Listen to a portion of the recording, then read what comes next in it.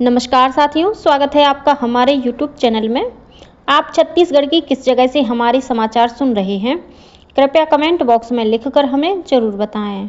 साथ ही हमारे चैनल को सब्सक्राइब करना ना भूलें।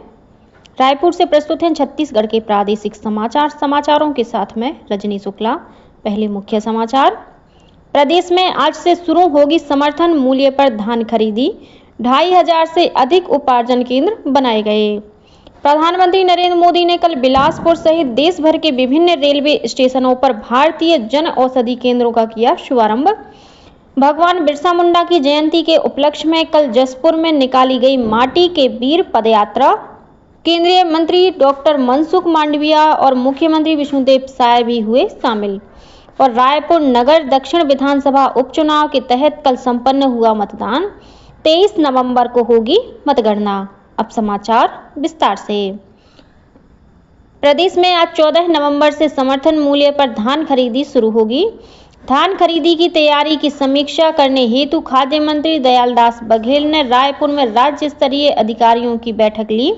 खाद्य मंत्री ने बताया कि इस खरीफ सीजन के लिए प्रदेश में पंजीकृत किसानों की संख्या 27 लाख से अधिक है।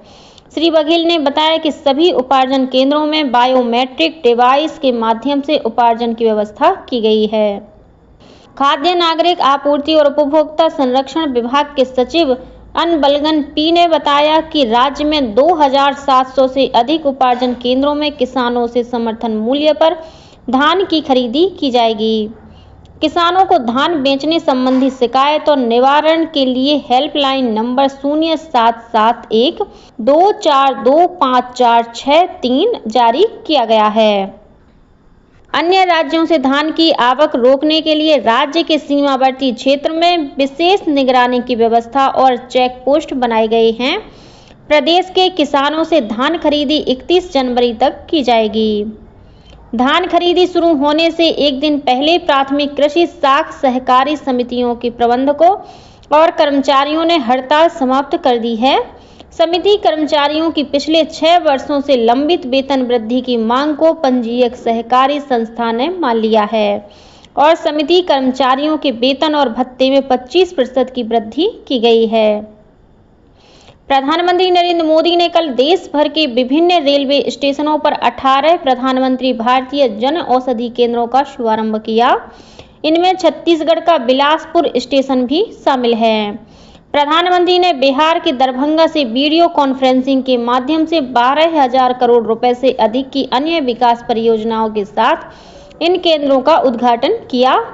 इस अवसर पर प्रधानमंत्री ने कहा कि सरकार देश में स्वास्थ्य ढांचे को मजबूत करने के लिए समग्र दृष्टिकोण के साथ काम कर रही है। उन्होंने कहा कि सरकार का ध्यान लोगों को किफायती और निःशुल्क स्वास्थ्य सेवाएं और दवाएं उपलब्ध कराना है। बिलासपुर स्टेशन से रोजाना 130 यात्री ट्रेनें गुजरती हैं। बिलासपुर स्टेशन हावड़ा मुंबई रेल मार्ग पर स्थित है। इस स्टेशन में प्रतिदिन करीब 1 लाख यात्रियों की आवाजाही होती है। स्टेशन परिसर में कल से शुरू हुए जन औषधि केंद्र में उच्च गुणवत्ता की दवाइयां जेनेरिक रूप में उपलब्ध होंगी, जो ब्रांडेड दवाइयों के मुकाबले 50 से 90% तक कम कीमत पर मिलेंगी। रेलवे स्टेशन परिसर पर यह सुविधा उपलब्ध होने से यात्रियों के साथ स्थानीय जनता को भी राहत मिलेगी, खासकर उन लोगों को जिनके पास दवाइयां खरीदने के लिए सीमित संसाधन हैं। स्वतंत्रता संग्राम सेनानी भगवान बिरसा मुंडा की जयंती जनजातीय गौरव दिवस पर राजधानी रायपुर स्थित साइंस कॉलेज मैदान में 14 और 15 नवंबर को 2 दिवसीय राज्य स्तरीय भव्य कार्यक्रम का आयोजन किया जाएगा। प्रधानमंत्री नरेंद्र मोदी इस मौके पर जमुई बिहार से छत्तीसगढ़ के कार्यक्रम में वर्चुअल रूप से जुड़ेंगे। श्री मोदी इस दौरान पीएम जनमन योजना के तहत लाभान्वित हितग्राहियों से चर्चा भी करेंगे। भगवान बिरसा मुंडा की जयंती और जनजातीय गौरव दिवस के उपलक्ष्य में कल जसपुर में माटी के वीर नाम से पदयात्रा निकाली गई। इस पदयात्रा में केंद्रीय खेल, युवा कल्याण और श्रम मंत्री डॉक्टर मनसुख मांडविया शामिल हुए। इस अवसर पर मुख्यमंत्री विष्णुदेव साय और राज्य मंत्रिमंडल के अन्य सदस्य भी उपस्थित थे। इस पदयात्रा का आयोजन माय भारत वॉलंटियर्स द्वारा किया गया। 7 किलोमीटर लंबी इस पदयात्रा में करीब 10,000 से अधिक युवा शामिल हुए।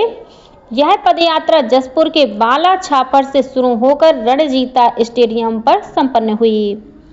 पदयात्रा के शुभारंभ मौके पर कार्यक्रम को संबोधित करते हुए केंद्रीय मंत्री डॉक्टर मनसुख मांडविया ने कहा कि देश, खासकर जनजातीय इलाकों के युवा भगवान बिरसा मुंडा के जीवन से प्रेरणा लेकर विकसित भारत की संकल्पना को साकार करने में अपना योगदान दें। इस अवसर पर डॉक्टर मांडविया ने मुख्यमंत्री विष्णुदेव साय के आग्रह पर जसपुर नगर में सर्व सुविधा युक्त स्पोर्ट्स स्टेडियम निर्माण की घोषणा की। वहीं मुख्यमंत्री विष्णुदेव साय ने कहा कि जनजातीय संस्कृति को बचाने की चिंता सनातन संस्कृति को बचाने की चिंता ही है और जनजातीय संस्कृति का गौरवगान दरअसल सनातन संस्कृति का गौरवगान ही है। माटी के पीर पदयात्रा के शुभारंभ कार्यक्रम में भगवान बिरसा मुंडा के जीवन वृत्त पर आधारित वीडियो फिल्म का प्रदर्शन किया गया। कार्यक्रम में खेल सहित अन्य क्षेत्रों में उल्लेखनीय उपलब्धि हासिल करने वाले जनजातीय युवाओं तथा माई भारत से जुड़े वॉलंटियर को सम्मानित भी किया गया। आयोजन स्थल पर जनजातीय नायकों की जीवन गाथा, जनजातीय संस्कृति और परंपराओं पर आधारित प्रदर्शनी लगाई गई। माटी के वीर पदयात्रा का उद्देश्य आदिवासी समुदायों की सांस्कृतिक धरोहर और राष्ट्र निर्माण में उनके अमूल्य योगदान का सम्मान करना है। इस पदयात्रा के जरिए माय भारत यूथ वॉलंटियर्स ने आदिवासी विरासत की रक्षा करने और इन समुदायों के बीच सरकारी योजनाओं के प्रति जागरूकता लाने के अपने संकल्प का प्रदर्शन किया। इस आयोजन के जरिए जनजातीय विरासत और संस्कृति की गहन समझ को बढ़ावा देने के साथ ही सरकार की कल्याणकारी पहलों में आदिवासी समुदाय को सक्रिय रूप से शामिल करने का प्रयास किया गया। केंद्रीय उपभोक्ता संरक्षण प्राधिकरण ने कोचिंग संस्थानों द्वारा भ्रामक विज्ञापनों पर रोकथाम के लिए कल दिशा निर्देश जारी किए। इसके अंतर्गत सभी कोचिंग संस्थानों को अपने छात्रों और पाठ्यक्रमों के बारे में प्रासंगिक जानकारी देने को कहा गया है, जिससे उम्मीदवारों और उनके अभिभावकों को गुमराह होने से बचाया जा सके। उपभोक्ता मामलों की सचिव निधि खरे ने विभिन्न कोचिंग संस्थानों के भ्रामक विज्ञापनों की रोकथाम के लिए नई दिल्ली में यह दिशा निर्देश जारी किए। रायपुर नगर दक्षिण विधानसभा उपचुनाव के लिए कल मतदान संपन्न हो गया। सुबह 7 बजे से शुरू हुआ मतदान शाम 6 बजे तक चला। ताजा जानकारी के अनुसार इस उपचुनाव में करीब 50% से अधिक लोगों ने वोट डाले हैं।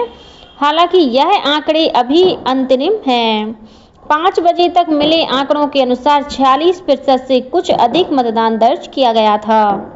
कल हुए मतदान के लिए 266 पोलिंग बूथ बनाए गए थे।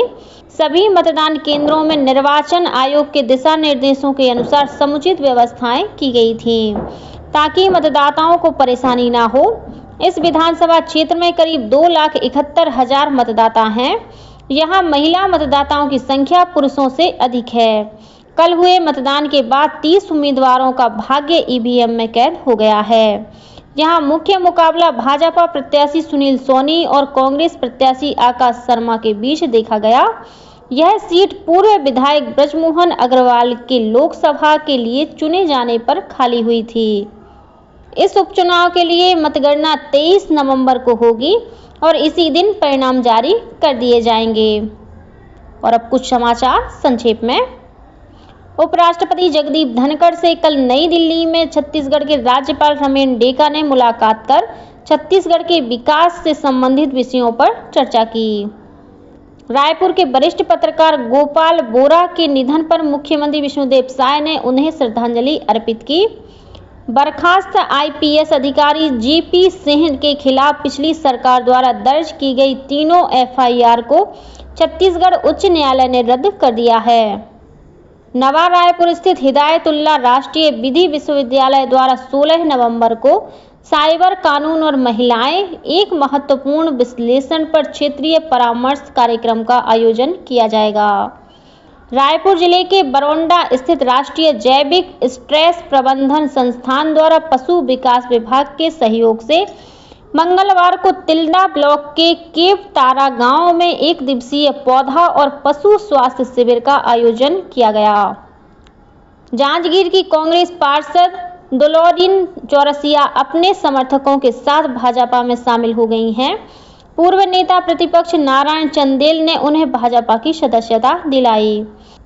प्रवर्तन निदेशालय ईडी ने बिलासपुर के रहने वाले के श्रीवास्तव के खिलाफ करीब 500 करोड़ रुपए का ठेका दिलवाने के नाम पर कथित रूप से की गई 15 करोड़ रुपए की ठगी के आरोप में पीएमएलए और एफईओए के तहत मामला दर्ज किया है।